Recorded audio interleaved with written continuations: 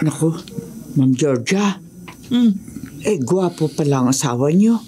Delikado po siya dito. Delikado? Bakit naman delikado ang asawa ko? Kasi po dito sa lugar natin, lahat ang gwapo at matitipunong lalaki nawawala ho sa sarili pagkalipas ng ilang araw na pagtira dito sa ating lugar. Oh. Bakit naman ho nagkakaganon, Ate Chedeng?